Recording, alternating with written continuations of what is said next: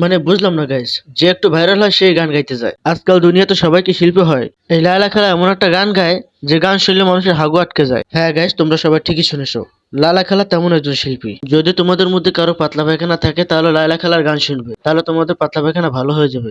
কারণ ওই যে হাগু আটকে যায়, মানে এমন ভাব লইতেছে মনে হয় যে প্রফেশনাল একজন শিল্পী। লায়লা খালার হাসিতে মুক্ত ধরতেছে, আর এমন মুক্ত ধরতেছে যে মুক্ততে মানুষের প্রস্রাব বন্ধ হয়ে যাবে। আসলে সত্য কথা হলো, আমরা হিরো আলমের জন্য একটা নায়িকা পেয়ে গেলাম। কারণ হিরো আলম যে গান গায় সেই গানের জন্য একটা গায়িকার দরকার ছিল, সেই গায়িকা হলো আমাদের এই লায়লা খালা। আচ্ছা আপু, আপনার যেটা নতুন একটা গান বের হইছে এটা তো ফুল ট্রেন্ডিং এ আছে।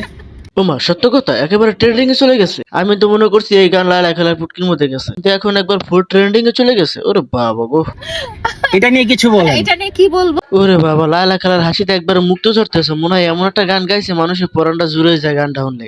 আসলে কিন্তু পরান জুড়ায় না, হাগু আটকে যায়।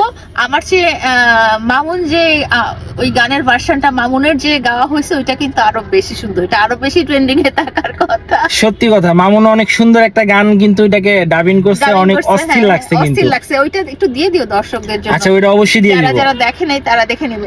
আমার গান ইগনোর, আমার গান প্লিজ মামুনের গানটা শুনো।